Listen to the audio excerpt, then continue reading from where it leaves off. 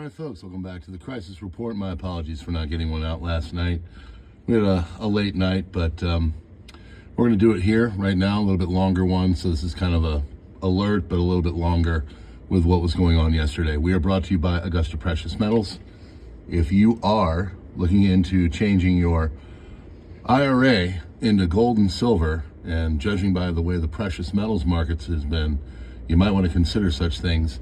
There's a link in the description. They are very highly rated. They are Better Business Bureau. And I don't work with companies that do bad things. They are touted by CNBC. If you're into it, check the link, do an informative with them. They just meet with you real quick and just tell you about it. You don't have to sign up for anything. Give them a chance if you're thinking about it. This is one of the best companies out there. All right, this is your crisis report for September 17th, 2025. EU Commission now concedes Rona were rolled out the shots for human use without total safety data. George Zinn, man who told police he took out Charlie Kirk moments after the attack, has been charged with possessing smut of a younger version. Tyler Robinson's text messages discussing confessions have now been released. ABC News reporter described the messages between Kirk and his killer, Kirk and his lover, as very touching in a way that I think many of us didn't expect, end quote. Steve Bannon claims, according to reports, that Dan Bongino will be leaving the FBI in 2 weeks. Colombia has halted U.S. arms purchases over drug blacklisting. No information in files that Epstein trafficked women to others, according to FBI chief. Trump says the United States knocked off 3 boats of Venezuela in total. India, Iran have joined Belarus in the Russian military drills, according to Russian agencies. Syria, U.S. are working to reach security understandings with Israel. New footage shows that Israel's ground forces have been entering Gaza. We'll have more on that. Tyler Robinson's father there's word that he might reject the $1.15 million reward and give the money to the Kirk family. Not sure on that one yet. Prosecutors release text messages between Tyler Robinson and the partner who found a note confessing to the murder. Israel told France that the destruction of the Iranian nuclear program failed and Iran managed to restore it. Israeli officials told French authorities that the Iranian nuclear program was not completely destroyed after the June airstrikes by the U.S. and Israel, according to Le Monde. According to Israeli intelligence data, Tehran managed to retain uranium enrichment equipment and the entire stock of raw materials for creating a nuclear bomb, as well as scientific potential. Netanyahu says that bombing other countries by Israel will continue. I do not rule out a renewed strike on terrorists in foreign countries. That is what advanced democracies do, according to Netanyahu. Conor McGregor has withdrawn his candidacy from becoming the president of Ireland. An independent United Nations inquiry has concluded that Israel is committing genocide in Gaza and that the country's top leaders have incited it. Israel launched a ground offensive, Operation Gideon's Chariots 2, to seize Gaza City, with the tanks advancing after airstrikes leveled high-rises. 250 U.S. state legislators are currently in Israel. New York Judge Gregory Cotterill has dismissed 2 murder charges from Luigi Mangione, accused killer of United Healthcare CEO Brian Thompson in December of 2024. EU Commission now admits that the Rona injections were put in without a total safety profile. FBI Director Kash Patel and Senator Adam Schiff got into a shouting match over the files. Kash Patel says that more than 20 people who talked about Charlie Kirk's shooting in Discord chat room are now under investigation. Ben Shapiro's Daily Wire has donated $1 million to TPUSA, or Talking Points USA, or Turning Point USA, to help bring people back to Christ and to bring people to the church and back to biblical values. Charlie Kirk's suspected hitman, Tyler Robinson, faces the death penalty after being charged 7 counts, including aggravated murder and felony discharge of a firearm causing serious bodily injury. It almost seems like if you're going to do such things, you might want to be in New York or California. Trump administration extends TikTok sale deadline to December 16th. Oracle, Silver Lake, and Andreessen Horowitz are part of the consortium that would control 80% of TikTok. President Trump doubled down on Pam Body's use of term hate speech, but doesn't give a definition of what it means. It took less than 1 week for the Trump administration and GOP to turn the murder of one of its closest allies into another made-for-TV congressional hearing to fight culture war BS with the Democrats. GlaxoSmithKline, a British-headquartered global biopharma company, is now vowed $30 billion investment in the United States as Trump has visited. President Trump and Republicans are going to hold a rare convention before the 2026 midterms. Never-before-seen video released of a House UFO hearing shows a mystery aircraft off the coast of Yemen surviving a Hellfire missile strike from a U.S. drone. The object appears undamaged before speeding away. Wife of Russian opposition leader Alexei Navalny said Wednesday that lab analysis of smuggled biological samples had found he was killed by poisoning while incarcerated in the Arctic prison in February of 2024. China says it firmly opposes escalation after Gaza City assault. Driver has rammed FBI Pittsburgh field office gate in a targeted act of terror manhunt for suspect, which is now underway.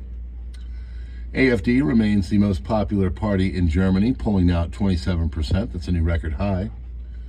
China's Cyberspace Administration bans tech giants ByteDance and Alibaba from buying NVIDIA's AI chips. Strong possibility that a text exchange between Tyler Robinson and his lover were rehearsed beforehand to exonerate the roommate, the out-of-state vehicle traffic weeks before to the shooter and his lover's home is still unexplained, along with the advanced knowledge so many high-profile people in their servers had displayed before the attack. It is also important to remind ourselves that those celebrating the hit of Charlie Kirk aren't just random civilians, but are members of the police, military, intelligence services. The left's eagerness for violence is not a fringe issue restricted to some nurses on TikTok and university lectures, but is an endemic feature of modern left-wing politics.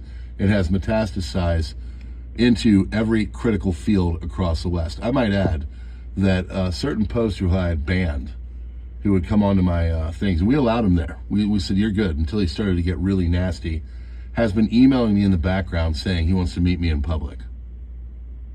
These people are violent.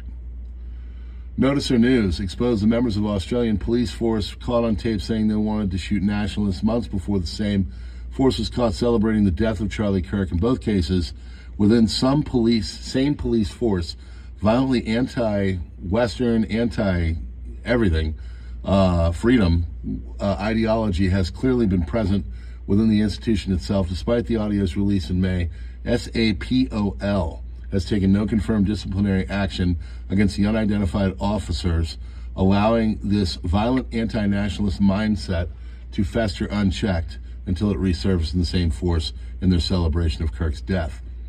Countless instances like this microcosm are repeating across Australia, the Anglosphere, and Greater Europe. We have been compromised from within and cannot afford to continue complacency. Ideology that drives police officers to desire shooting nationalists is the same that celebrates Kirk's death. This violent left-wing ideology must be driven out of the places that hold authority over our lives before it surfaces with even more confidence.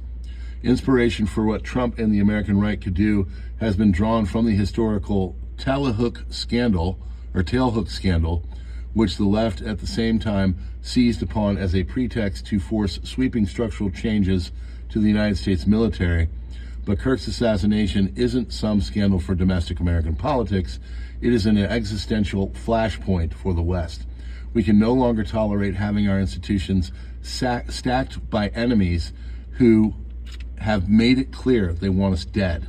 A decisive removal of the violent leftist ideological partisans who currently infest our government is required.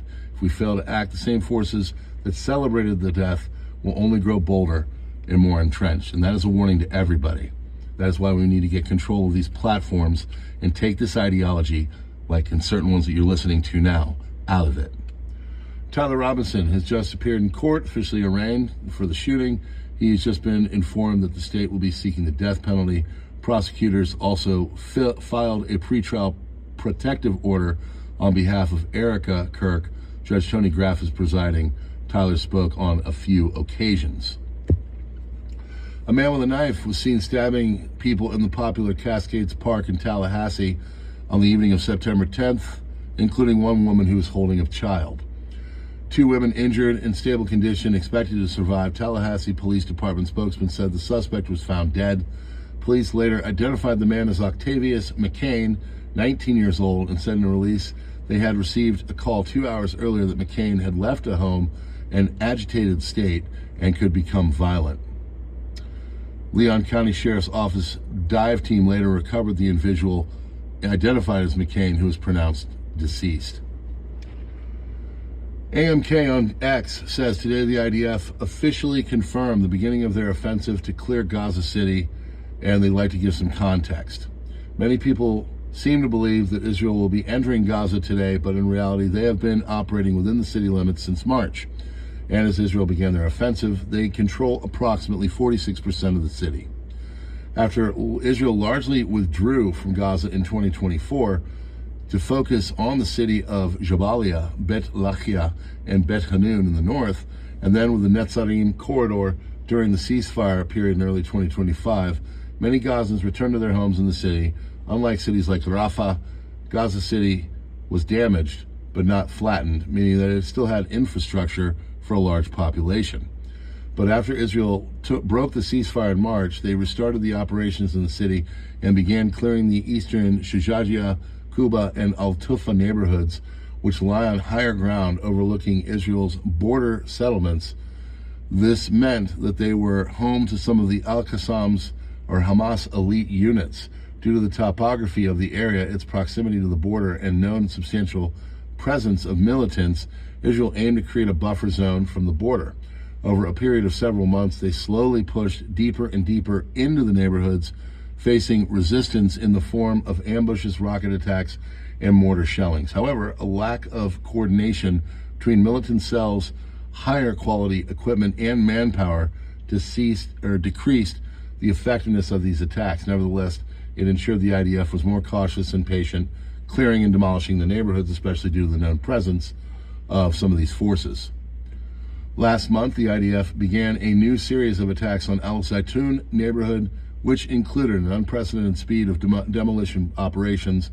Increased percentage of the city was controlled and largely eliminated, one of the areas that Hamas and other groups had largely been presence in, therefore further pressuring overall presence in the city, combined with intensity of operations in central Jabalia, which could result in a squeezing effect where Israeli forces close in from 3 sides, isolate parts of the city, and clear it separately. This is a pincer movement. This is classic military doctrine. As for evacuations, the IDF stated that over 250,000 civilians have fled south, which they claim equates to approximately 40% of the city's population. At the time, suspect the portion of Palestinian militants in the city also fled south to central camps like Nusrat, Maghazi, and Burej. City of Deir al-Balah, which contain some of the only areas Israel has not operated in during the course of this war. As a result, they're generally safer and held more coordinated and substantial presences of fighters. Before anyone starts commenting about, not talking about the G side, I'd like to say that this post is looking at the war purely from a military standpoint. There's obviously a lot more to this offensive and war in general.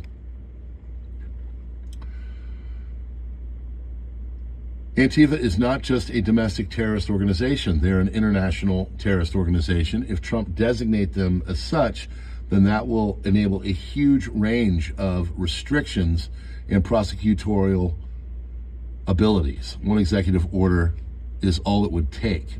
If Antifa were designated as a foreign terrorist organization by the State Department, then under 18 U.S. Code 2339B, material support could be halted by injunctions. Under Executive Order 13224, Justice Department could freeze or seize assets of prominent Antifa members like Hassan and sanction them to prevent any financial or material assistance by any related charity or NGO, and sue any violators under the Foreign Intelligence Surveillance Act. The AG could issue warrants for searches, seizures, and data collection without probable cause. Estonia is digging a massive ditch against Russia. 40-kilometer trench will appear on the border with Russia in 2027. The ditch will complement natural barriers, the Narva River and Lake Peipus. In swampy areas, it won't be needed at all. Enemy equipment won't be able to pass there anyway, explained General Staff Representative Ivar Afanasiev. Earlier, Estonia installed gates on the Narva Bridge, while Lithuania began building similar fortifications on the border with Belarus. Political violence is never accepted.